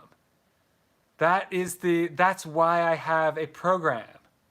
That's almost the entire reason right there, is because everyone around you eats meat and it's hard. It's not easy. So stop expecting it to be easy would be my advice. Because if you can shift over your mind, and I didn't learn this lesson completely until I was in my late 20s. So you're early or what. Don't use being young as a negative. Just use it as a benefit. It's good that you're young. Do it now. You're good for doing it now. So yeah, it's hard. And embrace it. Life is hard. Anything worthwhile is hard. Especially if I'm speaking to a 17-year-old, definitely don't look for a handout with your, like a baby bird with your mouth open, like, that's what I think of people. They go around looking for someone to get it from. Someone like who's already done the work, or that like they try to sabotage someone else, or they try to sometimes, I mean, the real impatient people, but there's no tricks. It's good that you found it out early. I'm envious, I'm jealous that you're going alkaline at 17. That's awesome. I wish, if only, I can go back in my own mind, in my life, think of all the physical problems I could have avoided. Yeah, I would have. If I could go back to 17 and go alkaline, I would. That's what you need to hear. Because it doesn't matter if it's hard. Do it. It's going to be hard, and that's why I make these videos. If it was really easy, I would not make these videos, because, it's hard making the videos too. It's hard going live, honestly, but I'm doing it anyway. So, don't do everything just because it's hard, but don't get into a masochistic funk where you're only punishing yourself for everything. That's not what I mean. Because I've kind of went down that route too, to some degree. Don't make it hard on yourself. Follow the universe. The universe is trying to get you to go alkaline. The friends eating meat are, you're not going to like the things I have to say about your friends. They're going to offend you. If you were my client, I would say, your friends are morons. Find better friends. But, I know that I have to surround that with a lot of disclaimers, because people love I did a whole video about that. And I know you don't want to hear it. I know you don't want to hear that. But who am I still hanging around with than when I was 17? Okay, when I was 17, let's see. My two best friends, one of them is dead. One of them went to prison. So, your friends when you're 17 are probably not, they might be the best people in the world. Awesome. And introduce me. It doesn't matter the age. If they're awesome, I want to meet them too. But usually, I'm just saying usually, in my experience, people are so, including myself, people are so attached to their past and they won't give it up. And some of your friends all of your friends cannot possibly be high performers. I seriously doubt. And if they are, then awesome. You don't need my videos. But I'm saying that because it's rare. It's rare to find anyone that's high performance. So if you can find one good friend, that's a blessing. Now, if your friends that eat meat stay your friend through thick and thin, they're going to eventually go alkaline. Or you're going to eventually eat meat. That's just how it works. People influence each other. Even if you have the strongest psychology in the world, your bound by the rules of nature, which some of those laws are the psychology laws of people. And I've been studying that for almost as long as you've been alive. Wow. But I learned the hard way to change my friends. I learned the hard way. It wasn't an easy lesson. So I know that I know you don't want to, and I know you don't, I don't want to go alkaline. It took me until I had to. I was, I tried everything else first. I've tried every other thing, and it didn't work, or it only worked temporarily. And now I understand why, because it was getting more oxygen or more temporarily alkaline. So in hindsight, I can understand all these things. I have a coaching program if you really want to level up, but it's not for everyone, and it's going to be hard. So it's probably the hardest program on the internet. I know that's like the opposite of what I should say to sell it, but it's, I'm a black belt, so I've been kicked in the face 1,000 times and punched and choked and everything else. So I don't think you should shy away from discipline. And again, it's not to be masochistic. It's not to feel pain on purpose. It's because I was getting trained on purpose. I went there and signed up for the training because one of the reasons is because people were messing with me and I was a child. So I thought, if I was like a Ninja Turtle, then I could fight back or whatever. So, I studied for a long time and it was very difficult.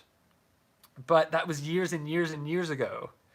And now I just have all that experience and I don't really have to keep doing it. Like, I do keep doing it. I keep, certain parts of it, especially stretching, breathing, different things that are in my program. But it'll be easier to be alkaline when, by the time you're my age, you'll have already been alkaline for over 10 years. So, it'll be easier as you go because if you just surrender to it. And I didn't used to understand what people were talking about when they say like surrender to God's will or something like that. I didn't understand, but I understand now what they meant.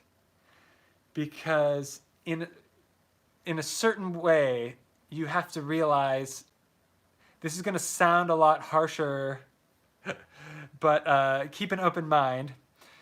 You're not important to the rest of the universe. Like, you're important to definitely for yourself and your reality to yourself. But like, other people aren't gonna help you go alkaline. Other people aren't gonna make sure your business succeeds. More likely, people are gonna try to sabotage you, unfortunately. That's my experience, at least. And once in a while, people help you. And maybe I'm one of those people, hopefully. And it's going to be rare, but, if you can find a mentor in real life, or if you join my program, and you can find mentors in different parts of your life, too. You could have a mentor for relationships. You could have a mentor for your religion. You could have a mentor for your job.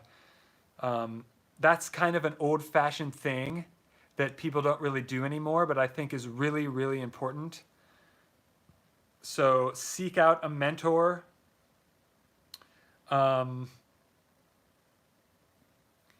That would save you a lot of time and effort. And if I could give you more advice for a 17-year-old, is that the sooner you realize that you don't know anything, the better. And you probably already had some kind of realization of this if you were able to go alkaline for 6 months already. You probably already picked up a couple of my advice on your own, just naturally. But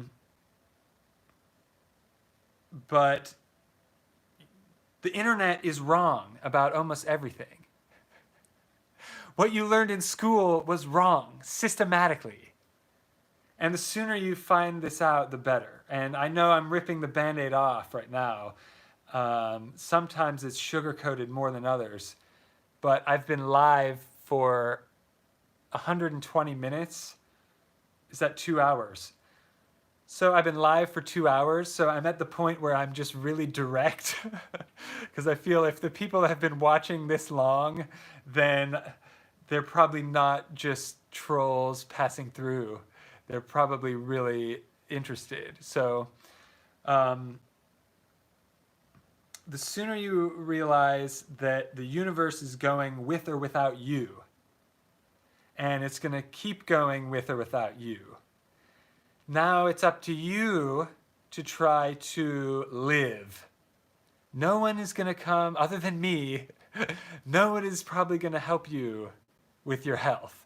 Even maybe your doctor. I know that sounds ridiculous, but I mean, I talk to a lot of people, and I have one-on-one clients too that are telling me a lot of private things that I'm not going to tell you specifically, but I'm learning from all kinds of people and from their experiences and my experiences as well.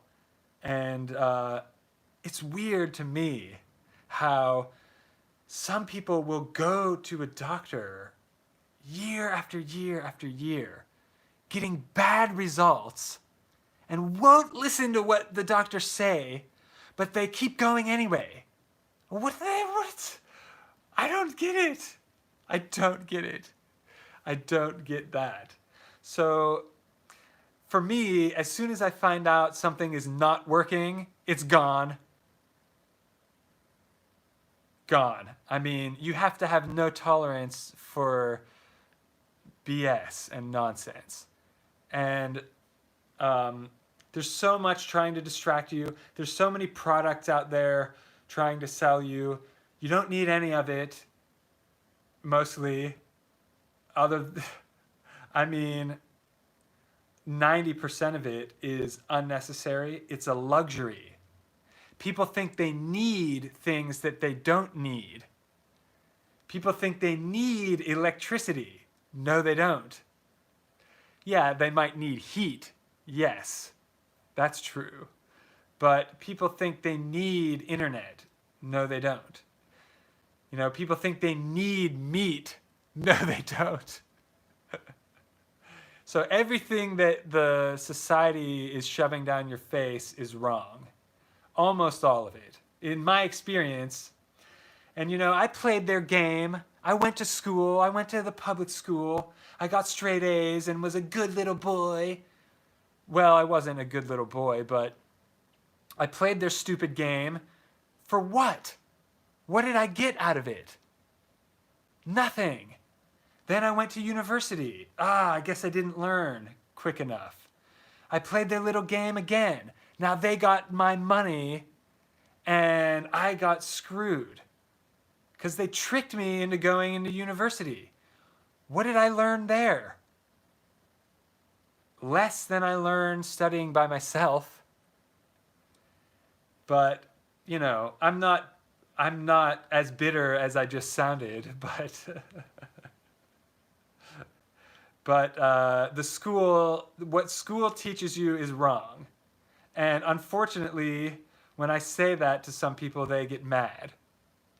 But the education department, the educational system was put there on purpose.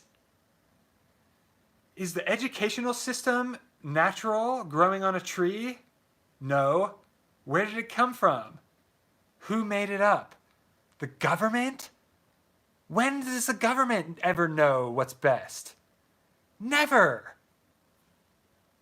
They can't even they can't even know their left from their right foot, let alone tell someone else how to live. Unbelievable. So when people trust school, it really shows a level of ignorance that I just have a hard time dealing with. And people that think school is telling the truth are going to grow up to think CNN is telling the truth, or that the mainstream is telling the truth. No, it isn't. No, it isn't. The news is a business. If it doesn't make money, it goes out of business. School is not a business. It's a government program. What's it for? Why'd they make it up in the first place? Why did they make the education system in the first place? Have you ever thought about this? I've read books about this. This is to brainwash you. They want you to be obedient, not healthy. They want you to be a servant. They want you to do all their work while they make money out of thin air. It's called leverage. It's how the rich get richer and the poor get poorer. Leverage. Poor people don't use leverage, and they don't know anything about it, and they mock people who do use leverage and condemn them for it. So they're never going to get richer. That's why the poor get poorer. So, and I used to be poor, so it's a mentality. It's not a something that you hold in your hand. Somebody just pledged on my Patreon for the first time. You're awesome. Thank you, Carrie. Oh, wow. That's so nice of you. My very first pledge, it just popped up on my screen. Ah. That's distracting, isn't it? Talking about distracting. I've got messages popping up on my screen that I'm trying to talk to you. So yeah, I get it. There's so many distractions out there. I'm up against them too, and I have certain methods to minimize them, but you have to be really strict about it, and not many people are like that. But you're going to be the one that benefits.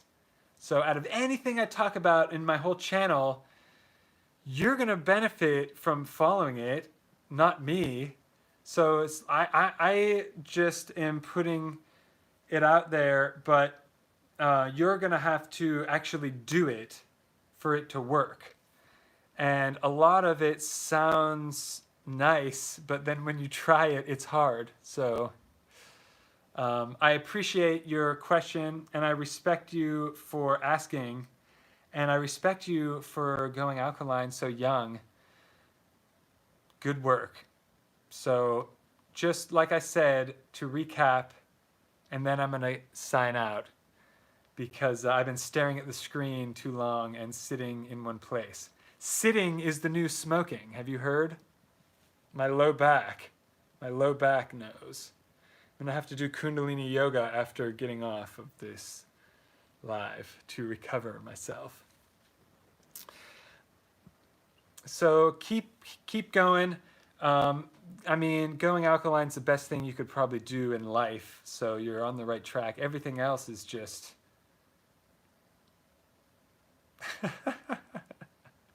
what is it even, you know? So with your health, you know, I actually feel like a 17-year-old, I often say.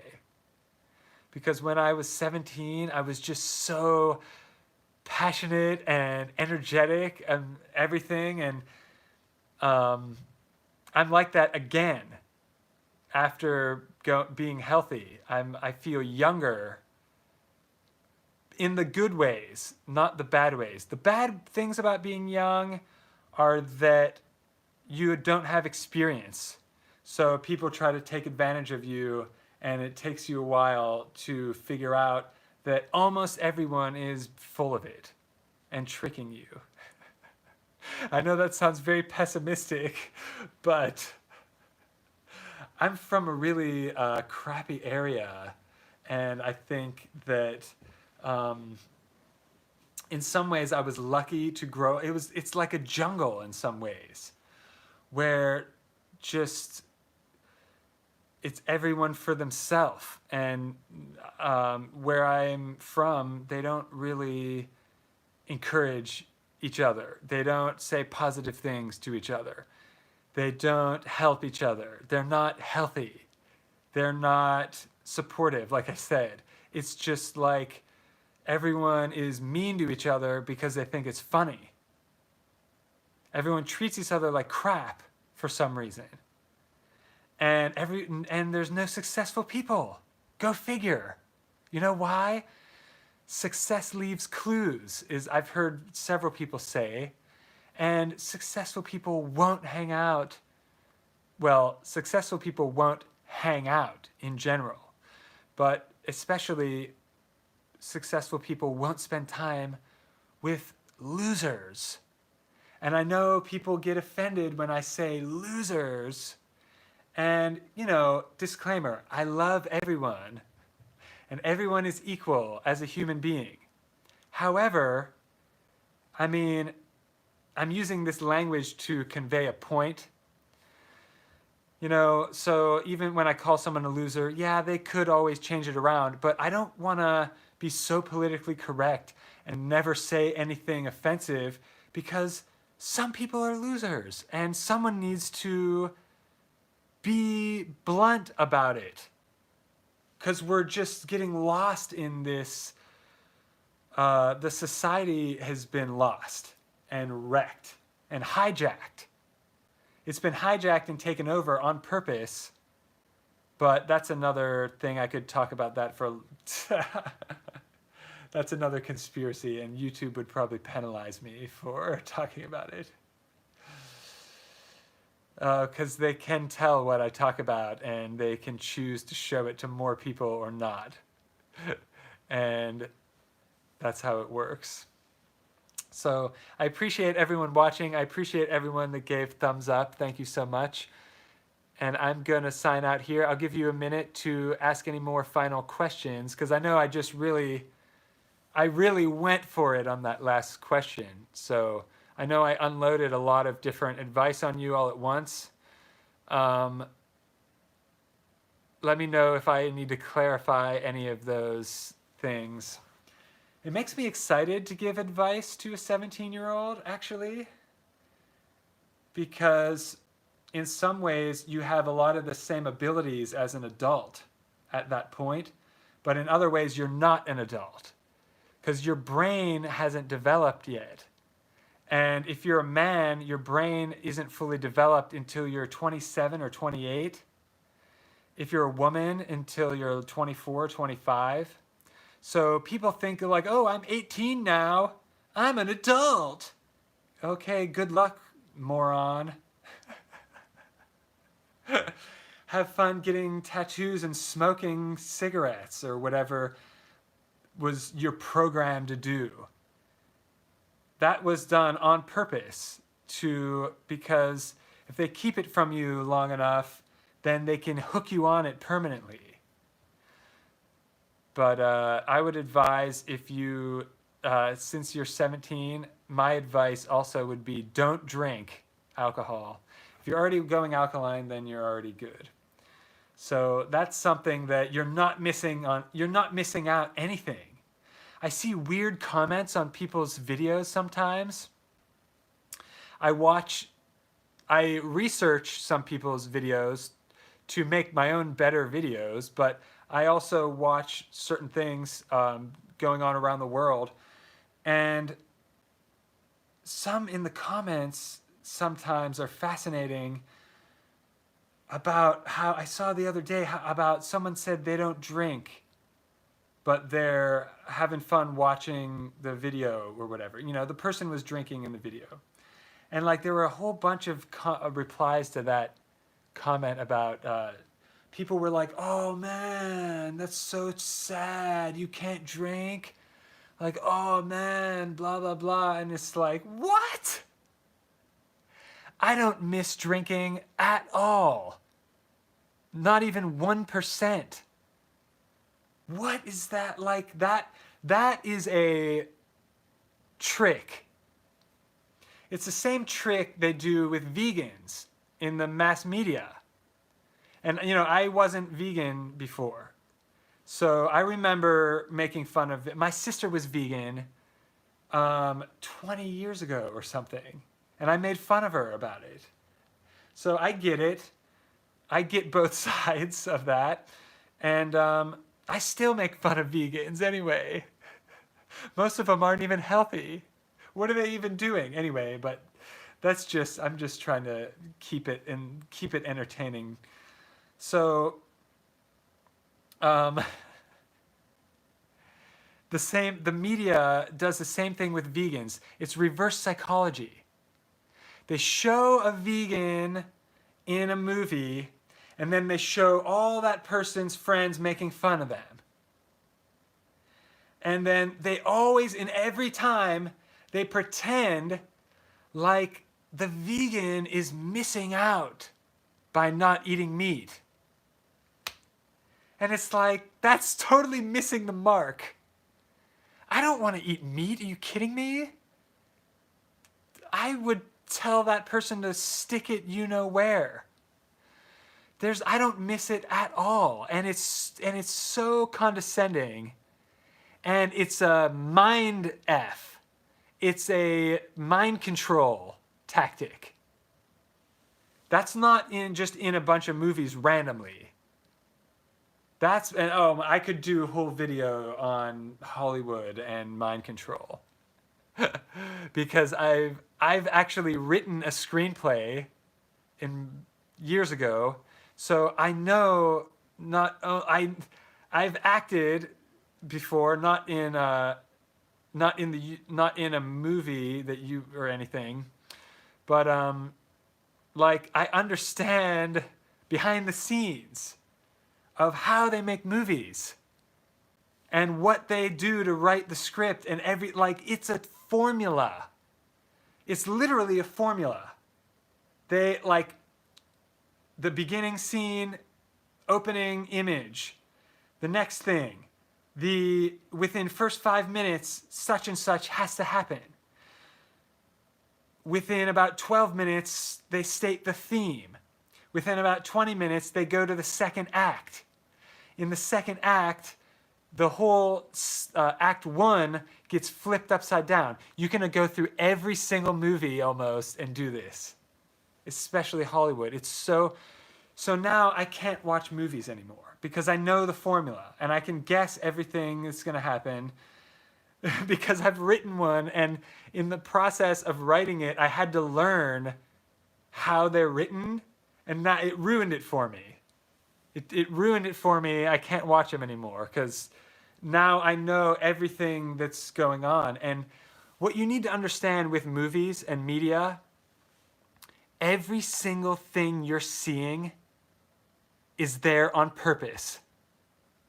There's no, in old movies, there might have been some Easter egg hidden here and there, like someone accidentally filmed a crew member or something. They don't really do that mistakes anymore so much. Every single thing in every scene is purposeful there. Every little thing in the background, every little word someone said is there on purpose. They do so. I've been on set before for commercials. When I was in Asia, I did a little bit of acting and stuff like that. And modeling, but not anything that cool. But anyway, I've been on the set. You're there for 12 hours. You wait hours after hours after hours for them. And there's a director, and then there's a whole crew of people helping the director. 40 people. There's 40 people running around making every little flake in the perfect place. And then they have to get the lighting perfectly. There's lighting. You have to sit there and wait while they do the lighting, and it's they move it a tiny little bit, and then they change the details on the cameras, and then they move a tiny little bit, and it takes hours and hours and hours. Why am I saying all this? Because what you're seeing in a movie or a commercial is deliberate. It's not just like, I have a really specific point with this, and I want you to understand. The symbology and stuff that are slipping into these movies, they're not accident. It is deliberately put there to brainwash you. And I know that sounds crazy, like I'm a crazy hippie or something. No, I'm serious. I've studied psychology over 15 years. The brainwashing is real. They've been researching it since World War II, dissecting people and stuff in the prisoners of war and stuff like that. And they know, they've studied twins and they've studied people so that they can tell what's going to get you to do exactly what they want. And that's what the movies are now. They're propaganda, straight up. Carrie said, I believe that. And yeah, I think the people that have been watching this long, maybe the people on my channel can understand that, but the masses of people haven't woken up to this yet. And only because I've written scripts, and only because I've filmed, I'm filming right now, but other stuff I filmed, I have to edit it, and I have to, I don't do that painstakingly like in Hollywood, where, every little thing or whatever, my videos will get better with time, but like everything, even in the background, every word is deliberately there.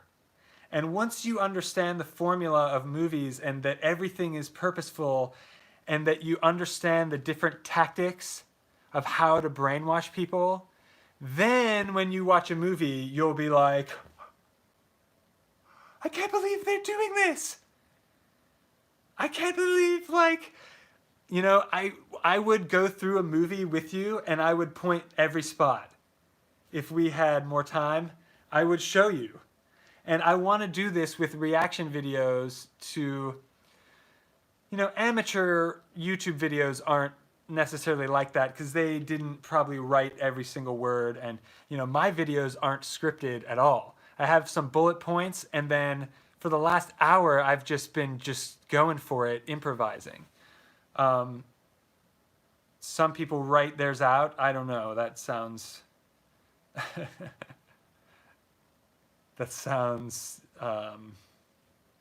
good if you're making a commercial, but I like the raw live aspect of it. For example, I had some random ideas right in the middle that I wouldn't have had otherwise. I'm going to have to rewind and find that idea too. I had a really good idea, I remember. Oh, it was renaming the channel Alkaline University. That's what I should call my program.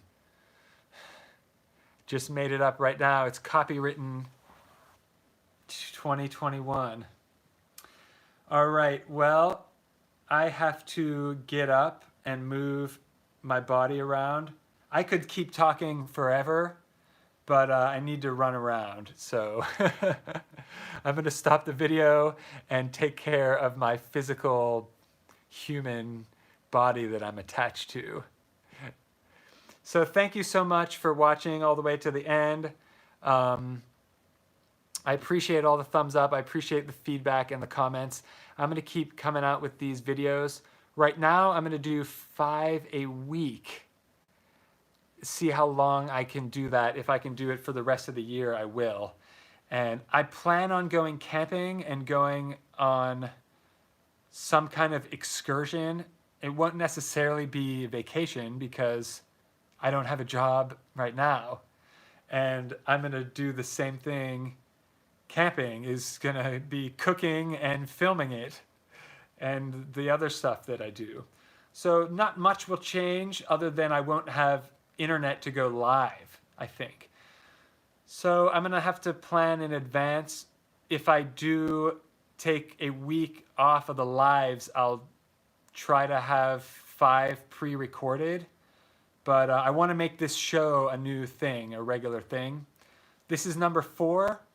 So, however, I've made several videos like this that I could maybe change the name of the series and combine them. But for now, this is the Alkaline Vegan Podcast.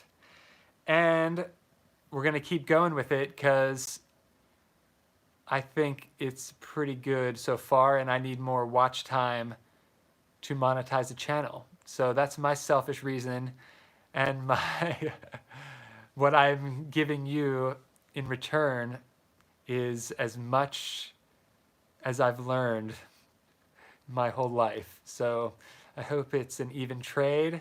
And if you would like more and need personal one-on-one coaching, which, I do recommend it. However, I don't really push it because it is really hard and it's not for everyone. However, it's for everyone. Like, it could be for everyone, but, I'm realistic and I know that most people don't have any discipline, and I can't come through the screen and force you to do everything. So you have to at least come with the willingness and the dedication and the discipline, and then I'll bring everything else. But, I can't really teach discipline. I'll try my best, though, anyway. Thank you so much. I'm going to go now. Have an amazing day on purpose, and I'll be back tomorrow with the Alkaline Vegan Podcast. Shina said, take care, Doug. Keep up the good work. Oh, thank you so much. I'm glad that you are watching and appreciating. And thank you for Shina. Thank you, Carrie. Thank you, Just Rollo. Thank you for Ingris and Sienna. And thank you, Falah. And if I missed anyone else, thank you for watching. Again, have an amazing evening on purpose. It's not just going to randomly happen. You're going to have to actually go out there and do the things that we've been talking about to get the result. And I'll see you tomorrow. Peace.